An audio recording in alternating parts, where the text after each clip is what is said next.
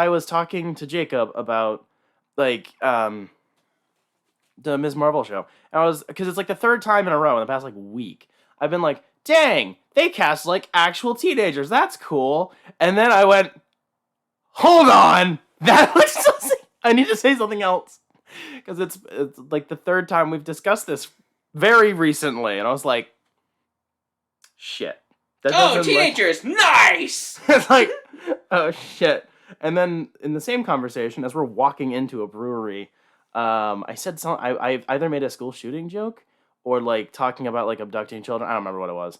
You know, I can make Jacob go queasy real fast. I bet. Well, hold on. It's not that hard. No. Man, I almost called him Jesus. What the fuck? Close enough. Pretty much. If you just look at him, he looks like every single white Jesus in every single Catholic church I've ever gone to. That explains a lot.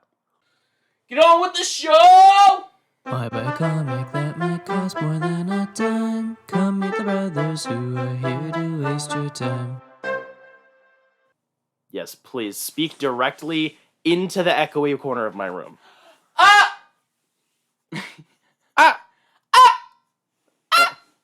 Those memes are good. Oi! E! Ah! Okay, I'm gonna hit you. Welcome back to the Dime Comic Bros podcast. It was a distraction. Yes, Shut up. It was, and you fell for it. You bearded. I always fall for it. Welcome back to the Dime Comic. Welcome back to the Dime Comic Bros podcast. You only have to say it once. Welcome back to the Dime Comic Bros podcast. I'm your host, Collin, with my co-host, Spencer. That is my name. I was thinking about saying a very bad word. And I was like, Yeah, you can't call me a slur until like 3/4 of the way through the show. I'm still gonna edit it out, but like you can do it later. I can do it later. You give me permission. Thank you. Just wait like 60 minutes, and then you can call me whatever you want, sugar. No. So you are not the host, and I am not your co-host. Yeah, we are co-hosts. It is an equal fucking fidget spinner in this. Nuh-uh. Yes. It's no equal circle jerk. I am the host. No, You're the not. co-host. No, you're not.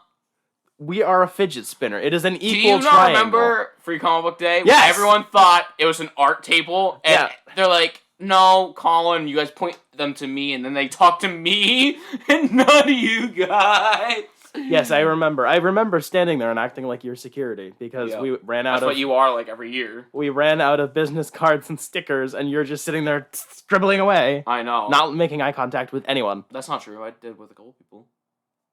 There was that one Sonic fan that did come up and talk to you, and that was pretty funny.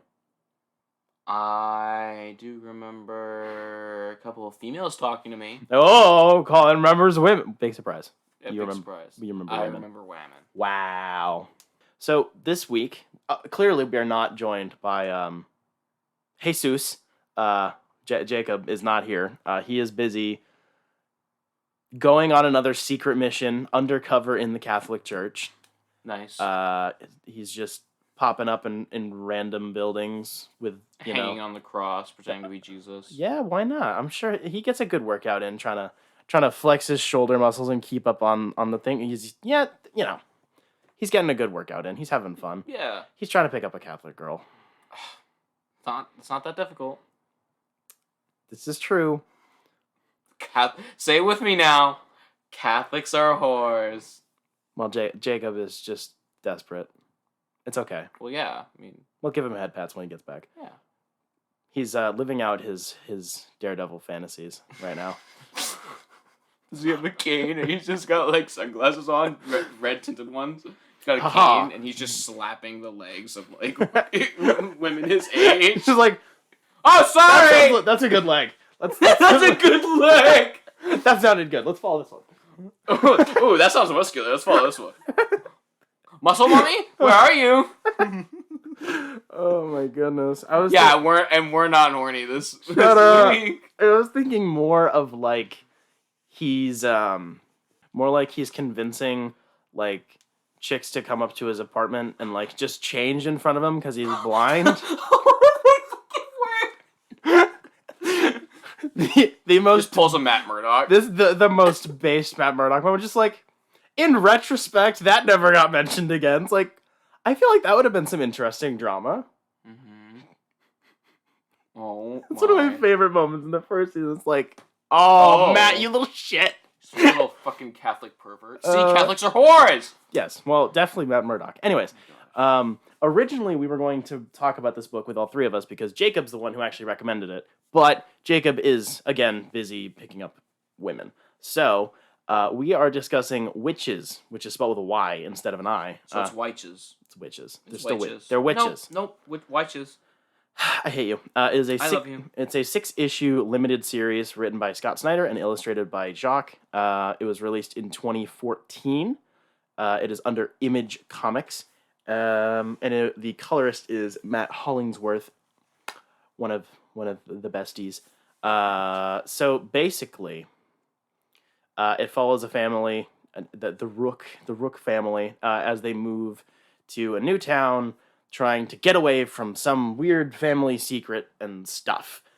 Their daughter, Sailor, is 14? 13? 14? 16, I think. It doesn't matter. Whatever. She's a teenager. She's a teenager. So she high is school. going to a new school. She has very serious anxiety problems. So, she's freaking out. She's getting bullied, blah, blah, blah. And then as the issues unfurl, we get more reveals about these characters and their history, as well as the town that they're in, and all the weird stuff that happens in the book before the family pops up. So basically, there are these things called witches, but they're not like green and have a hook nose. And a broomstick. They're like weird fucking demon things that live in the ground.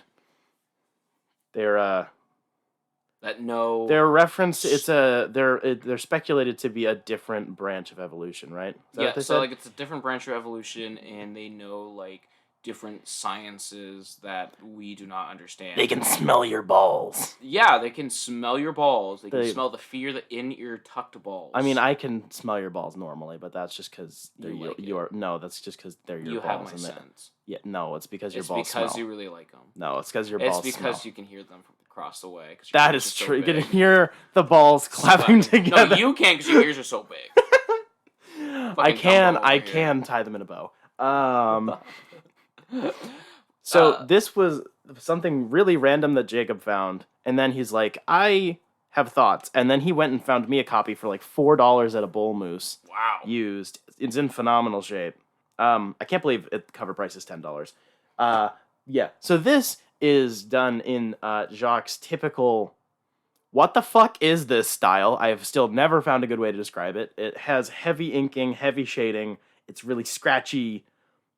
And It's got spray and splatter. it's got layers on top of the panels, which is a really nice thing. At the back of this book, they go over some of the different like post-processing they do and the different layers of the art, which is really nice. Big fan of when they put like bonus content in books. So and it's also mildly trippy at moments. So the father and his daughter are both real fucked up. He is,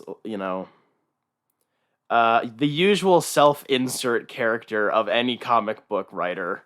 It's like, yeah, he's pretty much like it's me. These are all my insecurities put into one person. Yeah, yeah. So their like family secret is that like they're the ones that I don't think they're the ones that came up with the idea, but like No.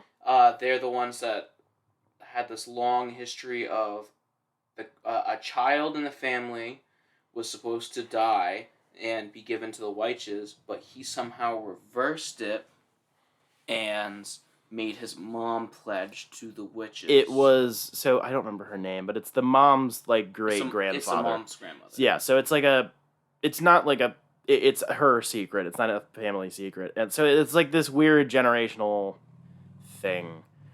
Yeah, so like way back in the day, somehow they discovered these weird creatures. No fucking clue how that happened. None of that's established. No one cares. They just exist, and they're like, people smell good. And then you can like pledge people to the witches, and they will give you things. Like, I want to be a Giga Chad. And then I'm like, I pledge Collin. They come and take Collin. They do all sorts of weird fucking shit to you, and then they eat you. Mhm. And I turn into a Giga Chad tomorrow. Yep. So it's Unless like I reverse that by putting Pledge on you, which is a liquid. I really like that. How I like there's that. Pledge and Stink. stank. It's like it's so Pledge weird. and Stink and rat bullets. Oh, yeah. This book is really gross, and I really like it. It gets under your skin, including the needles in the nipples, which is incredibly weird. There's a lot of weird imagery in this book. Like, why the fuck? Don't. What's in her tits? No idea. That part I never figured out. I don't want to know. I don't even want to go back and try to figure it out. Nope. I didn't even realize that was a woman until she explicitly said that she was a woman. I was yeah, like, me too. Because she's bald, and I was like, I thought that was just a dude. But She's also got no legs. Yeah, that was weird. Anyways, we're all over the place. So we follow. What's his name? I need the dad's name. He's the main fucking character. Is Carl. So Charlie is a washed-up writer. Giga Chad. Well, yes. Well, he turns into a Giga Chad later. Oh, yeah. He has a bit of a glow up. But he's a washed-up, semi-washed up, depressed, anxious, former alcoholic. And he relates to his daughter, Sailor, which is admittedly a cringe name, but I'm sure it's a Sailor Moon reference. Probably.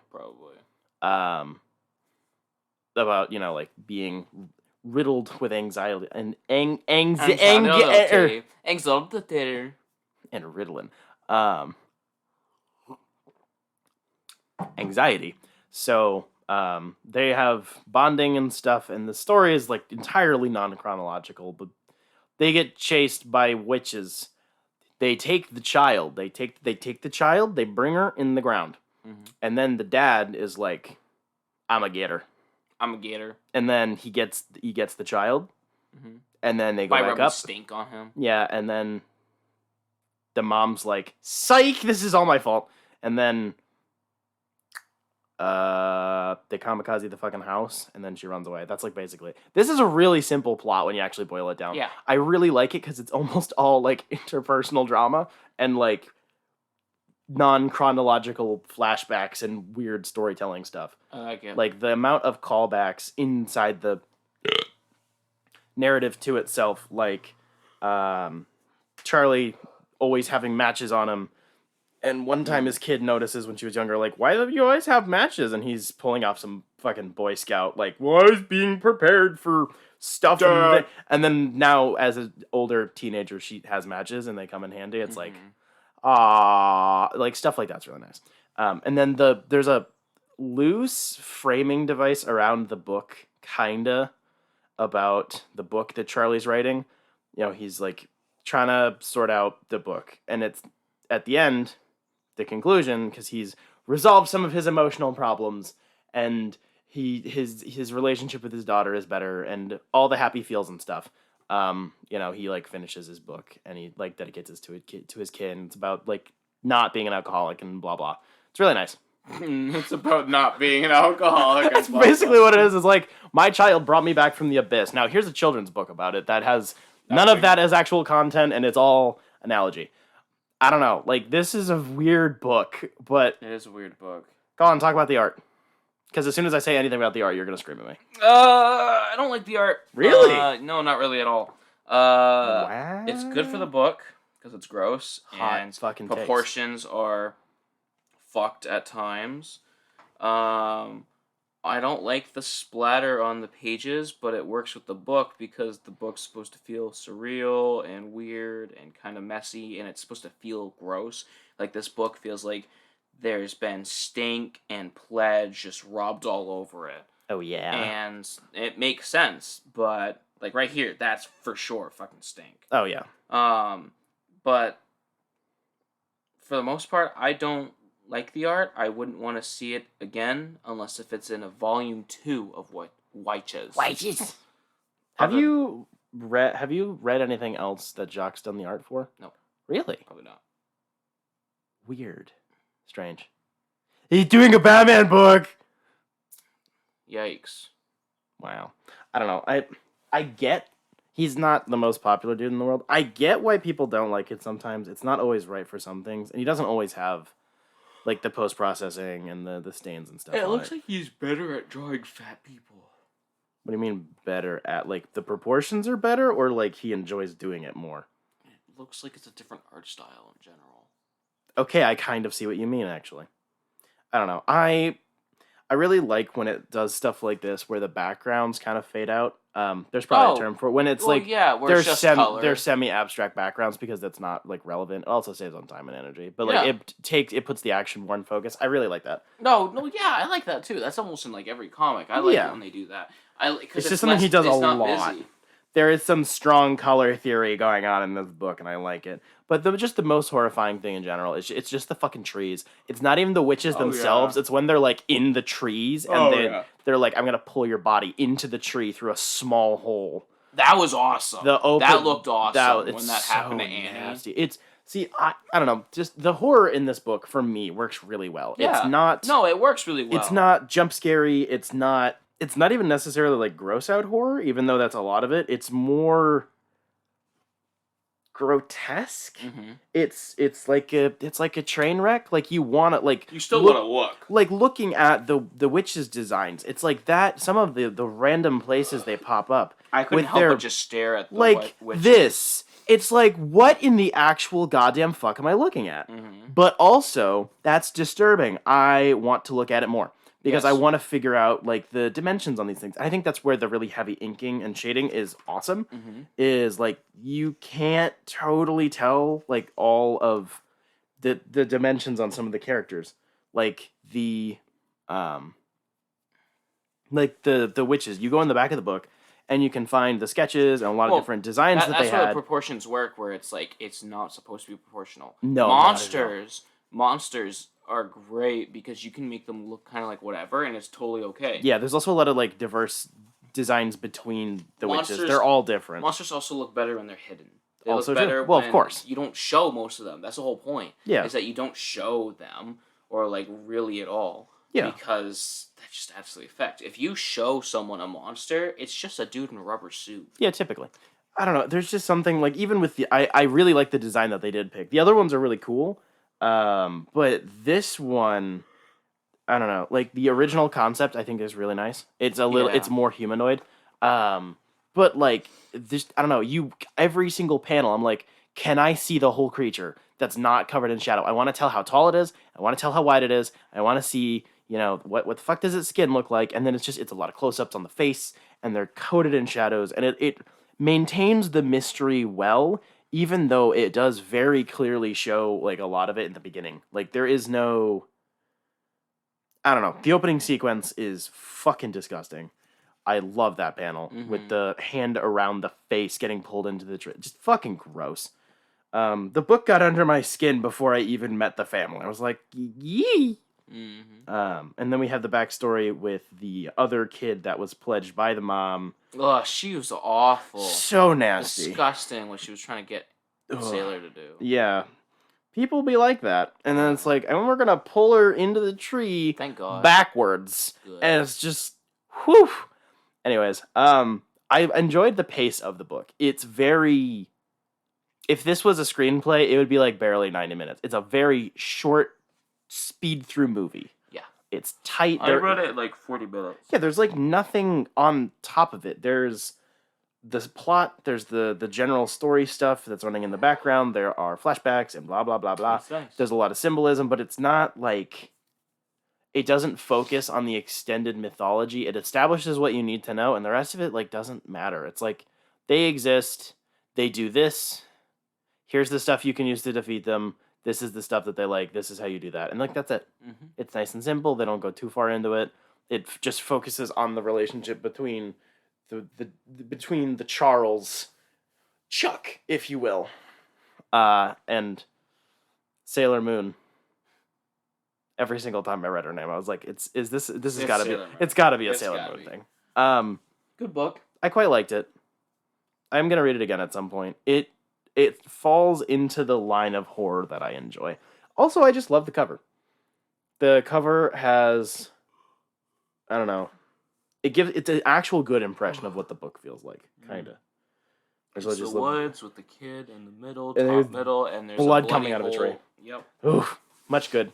The story in the back that is a tease of something else. I couldn't tell what it was. Yeah, that's difficult. Aside from clearly another story involving witches, that one was nearly as weird and very gross. Because he's showing Titties, real weird, real fucking weird. It was actually tasteful with the boobs because it's not like Yeah, it didn't show them sexually at all. It's a POV shot. So yeah, and it's also POV, so it's like you can barely. It's just two lumps. It's just weird. It's just like, why am I getting weird incest vibes off this? What is the purpose of this story aside from establishing that the witches continue to exist? Yeah. Yep, like that's it. I don't know. It was nice. It's also done in a slightly different style. It's less tripping balls, which is cool. Yeah. I wonder if we will ever get a sequel because it has been 8 years since this book came out. And I have heard nothing. I have seen nothing on the internet, and both of the primary artists involved are busy as fuck. So won't happen. Probably not. I guess it's just a one-off thingamajigga-jiggy. So we don't have a show to talk about this week. We will next week. It's gonna be a long section because the first 2 episodes are dropping. But Shit. Yeah. So Collin, what have you been reading or watching or eating or shitting or pissing or staring at or nothing? Fuck.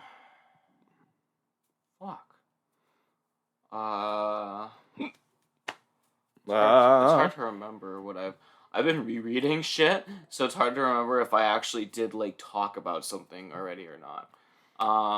That is fair. Ask me a question. Oh boy. Because I did buy a new book, but I haven't finished it. American Gods. American Gods. I think it's one of Gaiman's worst. It's not bad at all. It's Gaiman. It's my first Gaiman. That's a rough one to start with. Yeah, I know. I would have started unironically with Coraline. Like, it's a really good start. Or Sandman. Like, that's rough. It falls into the tropes that he does really hard. Because like the book doesn't like have a lot of like general direction. It's really all over the place because it's this the comic that inspired the show? Is there a show? Yeah, there's a show. It's a lot of it is about his experience coming to America from England and just all the weird cultural differences. So it's really weird. Anyways, good luck. Thanks. Basically, that's like the worst one to start with, but good luck. It's Neil Gaiman. You'll enjoy it. There's no not enjoying Neil Gaiman.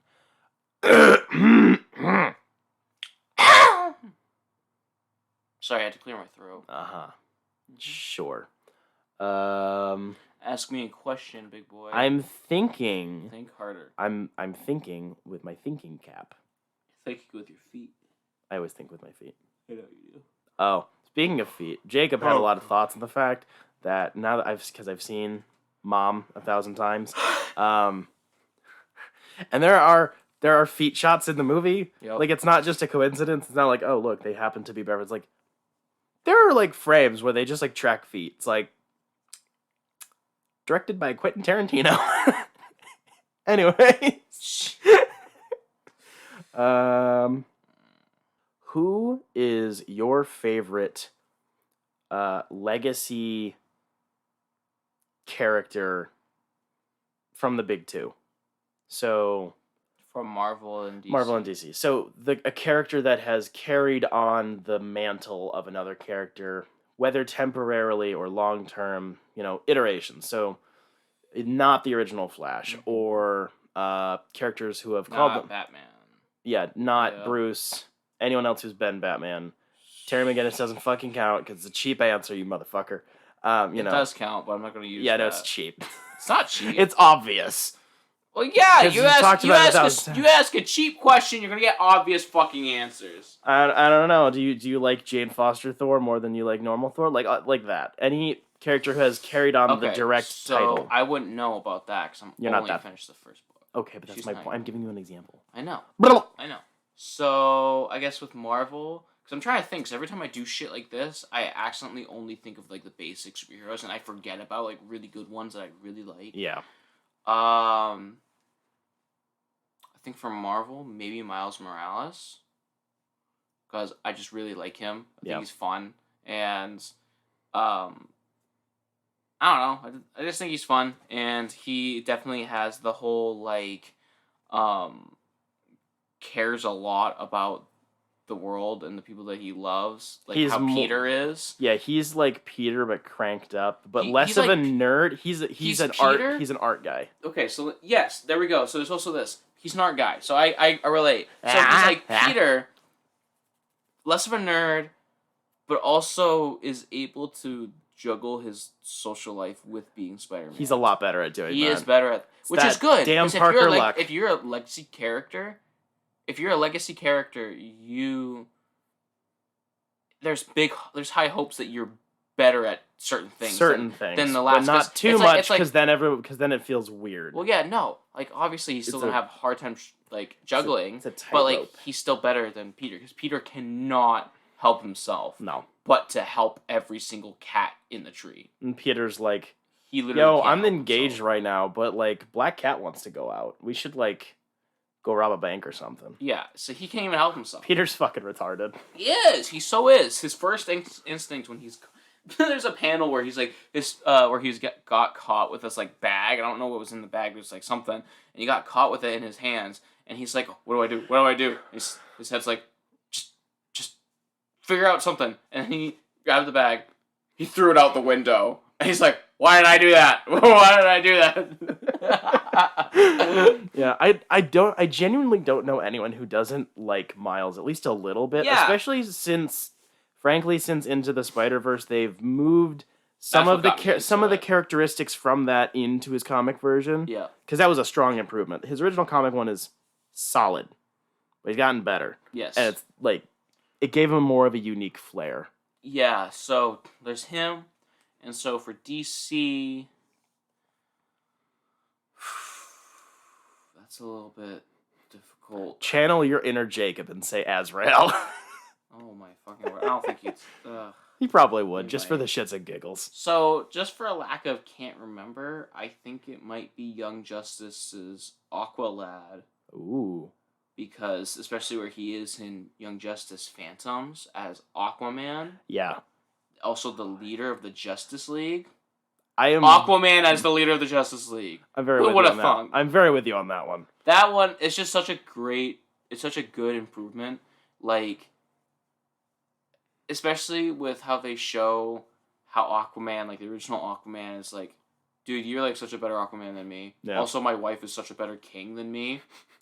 I guess I'll just be Aquaman with you again. He's like, oh, do you want the title back? And they're like, no, we'll both be Aquaman. And I love that. I love how It's there's so like more. silly. Because It's there's so much fun. certain titles you can so have more than one, like Superman, Yeah, two. There's two. Flash, There's like 5. 10. There's a bunch. They're all Flash. No one knows which one's which. They all wear red. It's fine. Yeah, that's fine. But like the Aquaman, he's just there's just so much to him. He is so strong as a character, and he just perseveres, and like he never gives himself the time of day just to relax. And everyone else is like, dude, He is you're such a going hard to ass. blow out. Yeah, he's such a hard ass on himself, and he's like, you're just gonna blow up.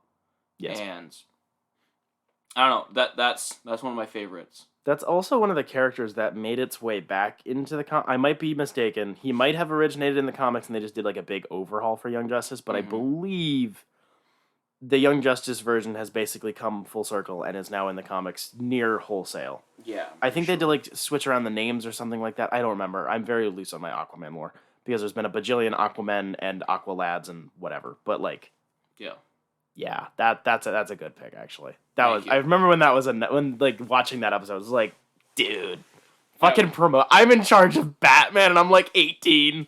Dude, that was so fucking good. I am very happy with what Young Justice is doing right now. How far into season 4 are you? 22. I fell off like about halfway through the first half, and then it was a couple episodes after the definitely a fake out Superboy death, and it's like I don't know.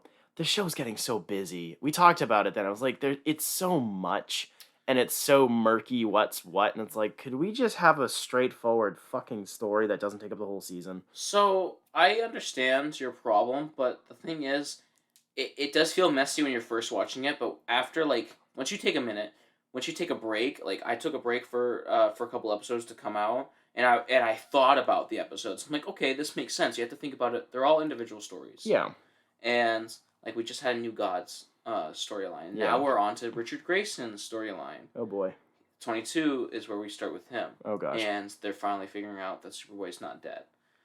I guess it's their version of introducing the Phantom Zone. Sure, that's fine. As much as it actually, I think I almost cried when Superboy did die. Wow. Because it was so it was so a very unexpected good for me. It was. That's fair. And that was so good. But I wish he did die because it was such a good scene that like this is affecting everyone. Superheroes, death is temporary. You'll be back. I know that. Superboy punched a hole in a reality of multiverse, and Jason Todd came back. I'm waiting for Red Hood. See, because that was set up towards the end of season 3. That's definitely coming. I think it was originally gonna be in season 4. Yeah. But that's been Jason Todd has been Jason Todd was mentioned in season 2, but Red Hood has been a thing since season 2. Because we saw him in the League of Shadows as an adult with Red. I thought that was season 3. I don't know. Okay. Season 2. Okay, that's what I was thinking of. Yeah, it was but once. Jason Todd was like mentioned once, and Red Hood was mentioned once. Also, Jason Todd did have the apparent. It only became more apparent in season 3. Yeah, and it seems to have fit in with where season 4 was going, but whatever. That's my thing. It's the amount of plot lines that they put in, whether they be interpersonal or galactic. And I appreciate that they treat them all usually with like roughly equal weight, you know. Ms. Martian and Superboy having their, you know, like their relationship stuff over like season 3 was like, it's always been the highlight of the show for me anyways. Oh yeah. But like the fact they're having like their serious trust issue problems, it's like the fact that that's treated with the same amount of weight of like a galactic invasion. I like that, but also I miss season 1 because it was so fucking simple. Season 1 was the simplest. It was like, guys, there's a bunch of teenagers. We have one overarching plot and a bunch of little fun stuff. Season 2 was, you know, when it came out, it was a big deal because we had the big time jump and all that fun stuff. And it was like, holy shit, where's this going? And we get a time jump every season. Yeah, but like not as big. Because it was like 10 years. It was 5. It was 5. It was a lot. And then season 3, it was cool that the show got brought back, but it was also a bit of a letdown because they just, especially with the art dipping in quality so bad for season 3, was really bad. I just hate when we see like flashbacks and it's like just not even animation. It's just like slow. When it's the single frames and those are lazy. I hate that. I'm fine with like the animation quality going down a little bit, but just don't do single frame shit. I hate that. Yeah. They got better in season 4. They actually didn't do that as much. Season 4 had a bit of an uptick from season 3. I still prefer the art style of season 1 and 2, but whatever. Oh, me too. Me too. It's almost all of the characters are done really well, even the ones who don't get the spotlight. Like Beast Boy is finally getting the spotlight now after sitting around for 2 seasons, existing and being great, and then having no attention paid to him. But it's the plots that really bother me because they overlap so much, and then this one bleeds into this one. It's like the characters are great, but the stories they put them in are really weird. And also, my inevitable problem that I have with everything is there's so many teams, and they all overlap. And it's like, so we have the team, and we have the Titans, we have the Teen Titans, and we have the Outsiders, and we have the other Outsiders, and we have the League, and then we have Batman's secret team, and it's like, and they all overlap. And it's a stupid Venn diagram of teams, and it's like, this is what I don't like. And comics have the same fucking problem. Anyways, moving off of that. Well, I do want us to keep talking about Young Justice a little bit. Young Justice nuts. Word. But one thing I do really like about Young Justice is that it has like a need to know basis type of thing, where it's like it'll introduce characters, or not even introduce, it'll just have characters that's in the show, like fucking Robot Man. And it'll talk about Doom Patrol. It's like, when did that happen? We don't know when that happened. That it seems like, wait, did that happen like before season 2, or like when the fuck did all this take place? Because once we got out of season 2 and we got to season 3, Beast Boy stopped looking like a monkey because he always made himself look like a monkey in season 2.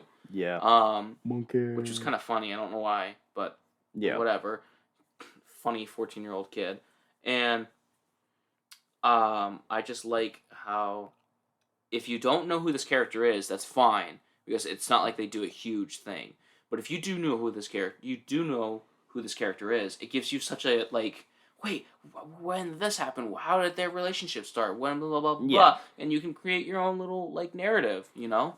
I guess. And it's kind of fun. Sometimes it just depends on the character, I guess. I don't know. I appreciate the fact that the showrunner, I believe, said that they had plans for at least a few more seasons if they get renewed, which is nice. I'm glad to see they're planning out ahead of time. But like, I don't know. It's just like even the fact that we've been waiting for the payoff for the New Gods for 3 seasons now. They've been building to this, and I am so burnt out on it. Wait, They build started up for in what? the New God. They started introducing the New Gods In and New season Genesis 3. in season 2. A little bit, but not a lot. How they're linked to the light and all that stuff. And I don't it's like, remember that. it's so far back. I remember Dark Side in season 2. Yes, Darkseid is in fact one of the New Gods. I know. That's why I'm saying I remember Dark Side. They don't. That's the only connection that I think of New Gods. I don't think that they had the full plan worked out, but like they've clearly been going, we're gonna have a big New Gods plotline after we do the Vandal Savage plotline, which is after we do the Light. It's like, it's cool, I get it, but especially with the weird time that took place between the season 2 and 3, and it's like I wish they had kind of started fresh with season 3 instead of trying to continue where they left off, because it feels like they're really hedging on you still being invested in the plot. Whereas I'm not invested in the plot. I'm still invested in these characters and where they're going. Mm-hmm. But I don't really care about the plot. I don't care about the light anymore. Yeah, like, because the light has been around since season 1, and that was in 2009 or whatever. Like, it's been around for... it's not that interesting because we know what the light is now. It's just all these villains. And exactly, and it's because the seasons are so long with so many episodes, and then there's big gaps between them. It's like, it just feels like so much time is passing, and it's not going anywhere. It's like, even if there are little teases... I mean, how long was the plot? It was the end of season 3, the beginning of season 4, all the stuff with Granny Goodness. And it's like half a season. And it's like, cool, most of this is good. But why are we teasing out the New Gods so bad? Because then they had the stuff with Granny Goodness, and then we met like 4 other New Gods, and it's still like, but this isn't the real plot. And it's like, can you just go, like, can you just make each season a fucking contained story? Or 2 stories with Mr. little Miracle. stories in the middle. Well, yes, but I don't know. It's just tiring, personally, especially with season 3 and 4, where it's like, I just wish that they had gone, we had another time jump of however many years. These are the new teams now. These are their leaders. We're not picking up the plot lines from before. Maybe 1 or 2, but not like the big ones. Like, let that have happened in the past. Move on with a new direction with the same characters, with the same characterization. You know, like, the fact that, like, Miss Martian was in charge of the team was, like, fucking awesome. Like, stuff like that was really good development. Mm-hmm. But then there's still, like Aqualad becoming Aquaman and being the leader of the Justice League. It didn't really end up meaning anything. It was there, but then because there's so many teams with so little screen time and the plot doesn't really go anywhere, even though it does 1,000 things at once, like, it doesn't... It's nice in the moment, but then later it's like, okay, well... what's that gonna lead to? It doesn't impact the plot a lot. Mm-hmm. And it's just like the disconnect between those 2 things really bothers me. I'll get back to it. I'll binge out season 4 once it's done, and I'm sure I'll like most of it, and I don't know, it just... I got bored during the Zatanna arc. So I really liked that one, actually, so that's weird. I really liked... I like magic! Well, yeah, but that just seemed boring to me. Except for maybe Shazam Girl or whatever. I don't know. It's just one of those things where it's like, I remember it being so simple as a kid, and then I come back and it's like, how is the reception like the same? Like, I get, you get older, things get more complicated. The show has the same level of maturity the first season did. Like, don't pretend it doesn't. So why is it now that it's 3 times as complicated with easily 400% of the amount of characters, and it's like the same positives across the board? It's like, it doesn't feel like the same show in a sense. Because people just like it. I don't know. I think we should move on. Yes. So, What have you been reading? speaking of shit, I don't have a good transition on that. You dumbass. Shut up. I read Power Man and Iron Fist: The Comedy of Death. It's a 5-issue miniseries from 2011. I bought it at Stairway. Nice. For $5. Nice. It was pre-owned, really good condition. Basically, this was a bit after Civil War and the New Avengers. So Luke Cage is busy playing with the big boys. So Iron Fist is just vibing. So he has to get a new replacement. So he finds another kid who can like kind of do the same thing. He's not invulnerable, but he has strong powers and he can use Iron Fist chi. It's a weird symbiotic thing. He's like 17 or whatever. Mm-hmm. He's employed by Danny Rand, so he's his boss and his master. But big surprise, the 17-year-old black kid does not like calling the white dude that's his boss master. Big surprise. It's a very relevant element in this book. Nice. It had some cool ideas to it. The basic plot is actually dog shit. Basically, there are like eternal beings, or not eternal. They're like immortal, like circus fucking clowns and whatever. They're like weird Renaissance people. They were cursed with immortality. They have to like keep their masquerade mask on. It's a bunch of dumb shit. It results in them going on a very lame adventure that involves some lame villains who don't do a lot. The new Power Man, whose name I don't remember because he did not stick around after this series. He was not well received because you can't replace Luke Cage. Just It doesn't work. He has like a romantic subplot because he's in high school, so of course he's horny. And he falls for this other character who's not part of a team, and she's not part of the bad guys, but maybe she's bad, and it's like it's not great. There's a lot of very cringy dialogue in this book. It was written in 2011, and it was attempting to be very progressive, but it does not come across well. It doesn't come across as disingenuous, but it comes across very how do you do, fellow kids, which I don't like. The pace was good. It was brief. It was a breeze. It was 5 issues. I read it in like 20 minutes. They're also small issues, so that helped. But there are a lot of really weird elements here that are just stupidly out of place. Like, they go to an underwater poker game. Yeah. Why? Like, just because they're there to actually not bet on the poker, but they're there to bet on the secret auction that's happening. And it's like, what? Ooh, secret auction. But then it doesn't go well, and then people start drowning. It's weird. There is an overall the end of the plot, the conclusion, has a really interesting concept about critiquing like the prison industrial complex, because the actual bad guy, like, there's a bunch of stuff with like the prison. It's weird. It was not thought out well at fucking all. It feels like they wrote this issue by issue. The idea of like critiquing the fact that prisons basically just turn people into actual slaves, like you get paid pennies to like do shit, is very good to write about, but like they didn't tie it in with a lot of the overall elements. You know, if you have like a really strong like thesis statement, or like a one theme you really want to harp on, or like a point you want to make, or whatever, usually you tie in your like ancillary details to matter to it, like whether that be with iconography or numerology, like, you know, like when you want it all to point you in the same direction strongly, not just like kind of, you know, it's not like a fun romp with like a lighthearted lesson at the end where like you can kind of just do whatever. Like, it's supposed to be a strong thematic book, and oh my gosh, it doesn't work.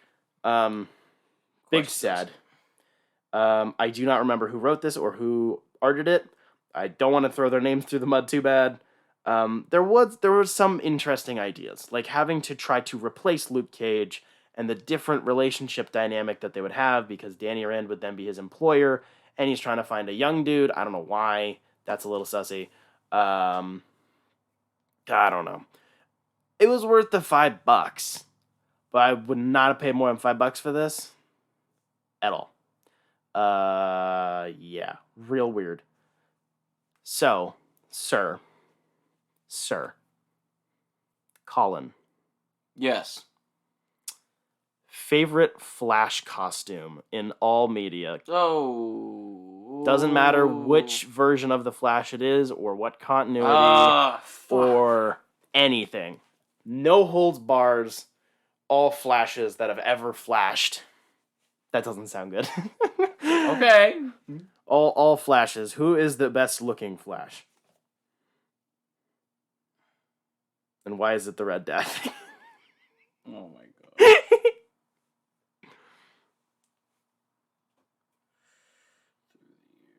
Let's see. Okay. Okay. That's actually difficult now because I actually love Old Man Flash's costume with that stupid ass helmet. You mean Jay Garrick? Yeah, Jay Garrick. Yes. Yes. Flash Jarek. That one's good.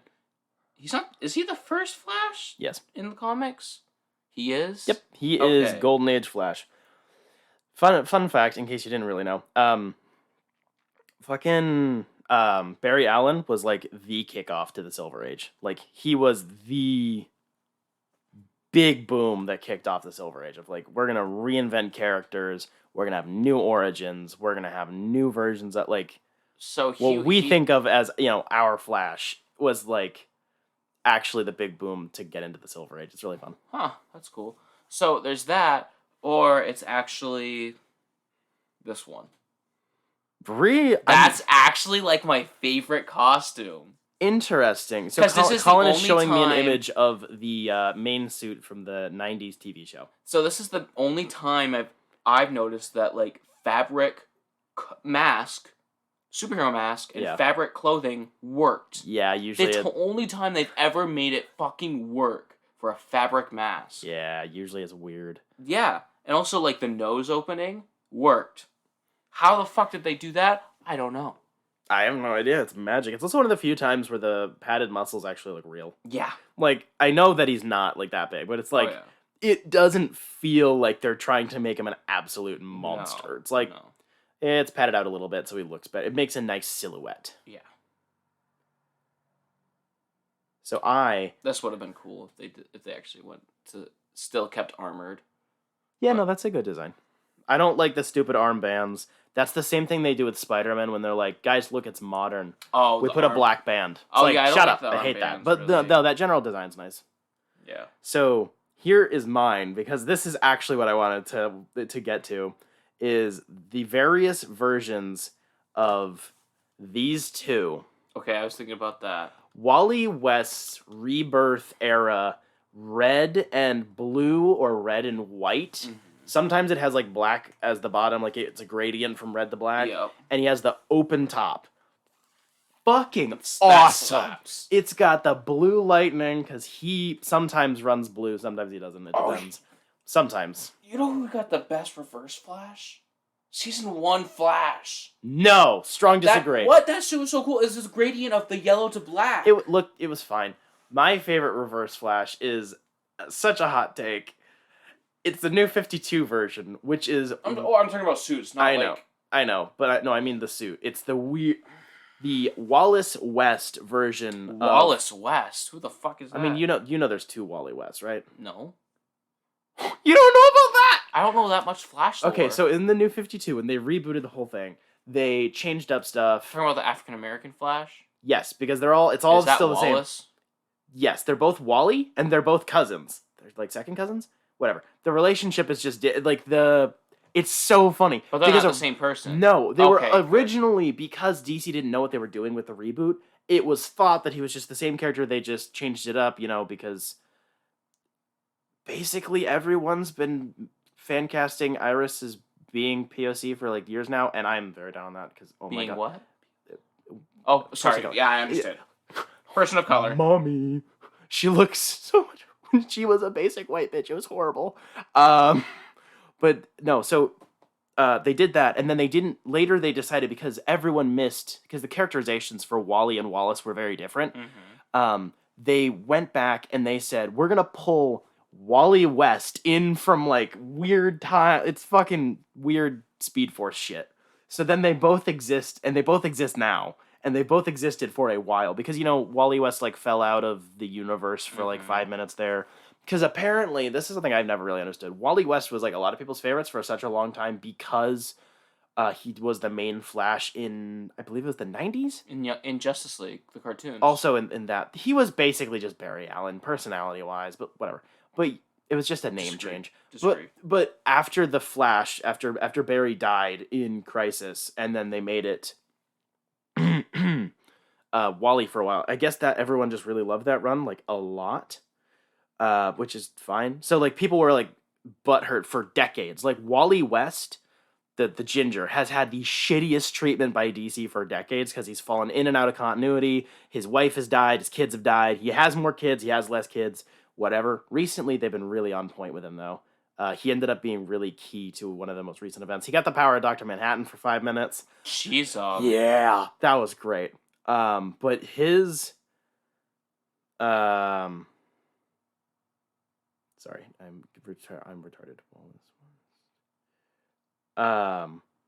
No, but they gave Wallace. I think he was still going by Wally at the time, but the new 52 version of Wally, he had his own Reverse Flash, who was a Flash villain, but it turned out it was his dad. It was a weird thing. He has no relation to the other Reverse Flash whatsoever. Let me see it. Oh, it's very edgy. It's very New 52, but I really love it. I don't like it. I think you're gay. The whole yellow, the literal inverted suit always looks like shit.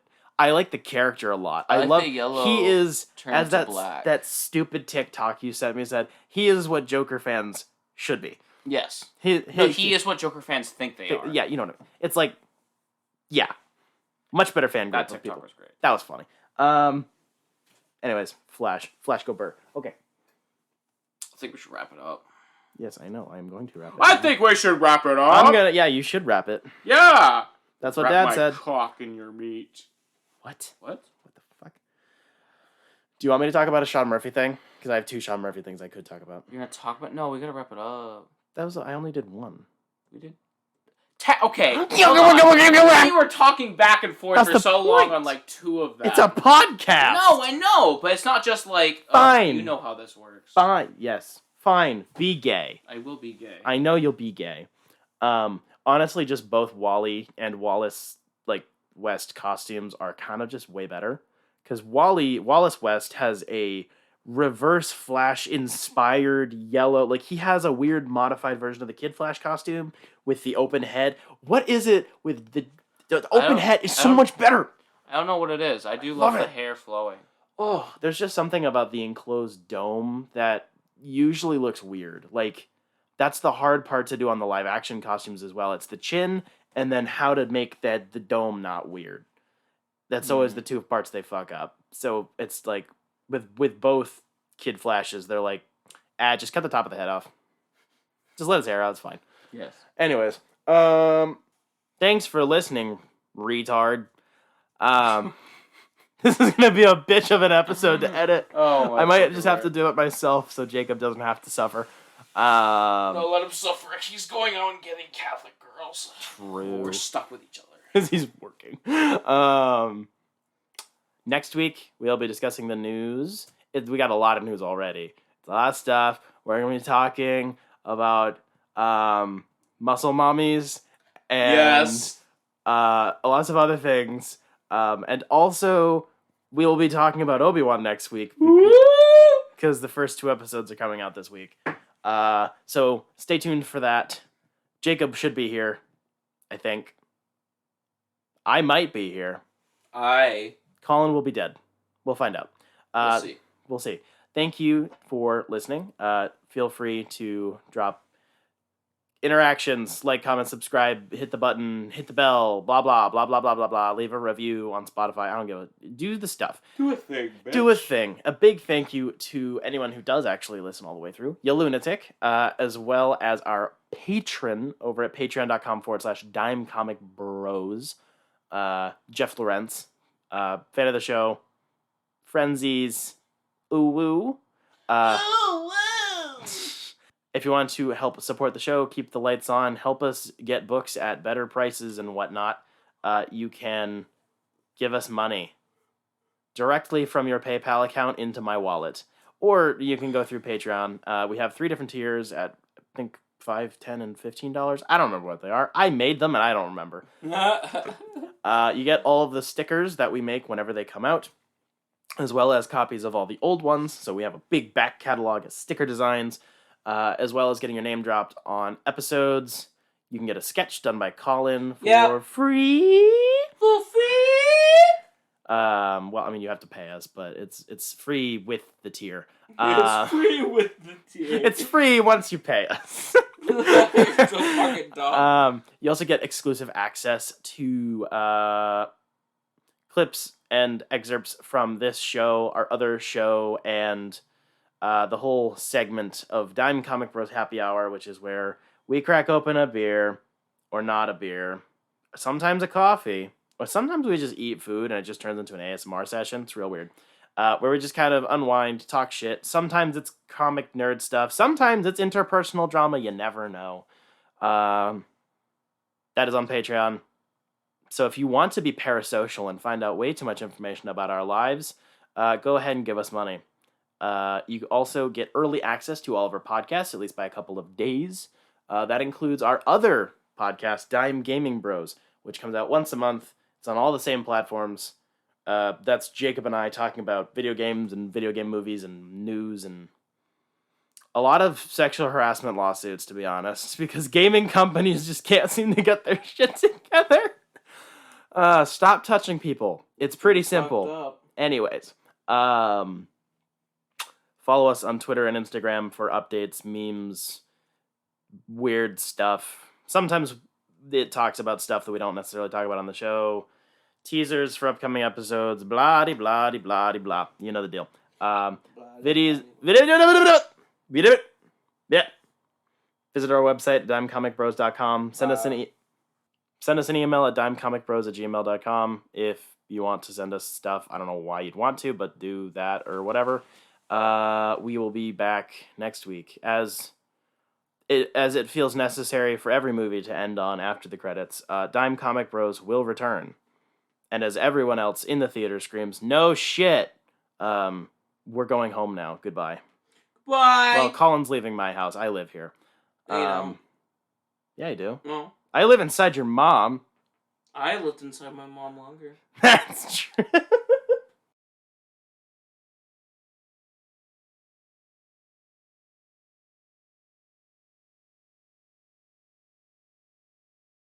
Talk. That's nice. I don't know. I like the tattoo. It's not like a good tattoo. You like stupid things. I like the fact that it's a little story inside of it about that, because that was the moment he wanted to start turning his life around, because he realized he was fucking up his child. I like that. I like that. The tattoo looks like shit, of course. I don't think that's not intentional. Jacob, cut that bit.